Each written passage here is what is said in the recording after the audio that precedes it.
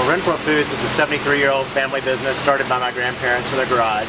We have 31 items right now under the Renfro label, and we really specialize in flavored salsas, or salsas with an added aspect.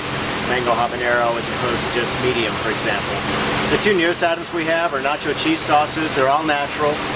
We have one with chipotle and one with ghost pepper. We had one cheese sauce and it was an orphan by itself. It didn't really sell well, and when you add two more varieties, it's quintupled the sales already year to date. You know, being a family business, the way we develop new flavors is not by committee or focus group or consumer panels. We do what we think tastes good. So I'll get an idea, throw it together in the kettle, test kettle, and gather the family around, and we'll literally have input from the family such as more chunky, less garlic, more salt, and through an iterative process we fine-tune and tweak the product, and we don't come out with it unless we feel really good about it.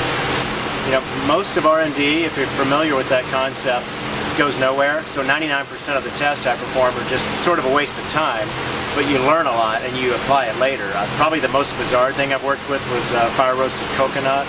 Although if you can think of it, I've probably played with it a couple of times. Roasted garlic, we use watermelon in some of our products. It gets quite eclectic. As an example of what we do, we're a grocery brand, so we need to be available to, say, every man, you know, or Joe average consumer, not a Williams-Sonoma specialty sort of sauce. So for example, the mango habanero salsa now is number 4 out of 30 items.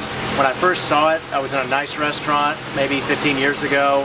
They had a mango habanero sauce on halibut, and I knew that at the time it was too esoteric for us to unveil, but I waited about 5 years, started to see the mango sweet heat combination coming out there, habanero being more familiar with consumers, and at that point we were able to unveil it, and it became extremely popular. But it's really expensive to be too early or too late to the game with product development. Well, early on we would go to buyers and present our salsa line, and they would run the other direction. They didn't need any more salsa brands more than they needed more holes in their head. And so one day I threw some black beans in our medium salsa and put a little habanero in some of it, and went to the buyers and said, I know you have a million salsas, but you don't have black bean salsa, habanero, chipotle corn, these varieties. You don't have them at an everyday value price. And they actually bought that argument. We were sort of making it up as we went along, and we looked up and suddenly buyers were taking our brand left and right. And now we are the predominant player in what I call the flavored category, or the variety salsa. The big guys do medium, mild, and hot all day long. That's not really our forte. Our forte is mango habanero, chipotle corn, peach, pomegranate, that sort of thing. Now, over time, we've gotten a lot of international expansion. Initially, it was not pretty. I went to Canada and London and had people ask me, you know, what is salsa? What do I do with it? Why would you put peaches in it?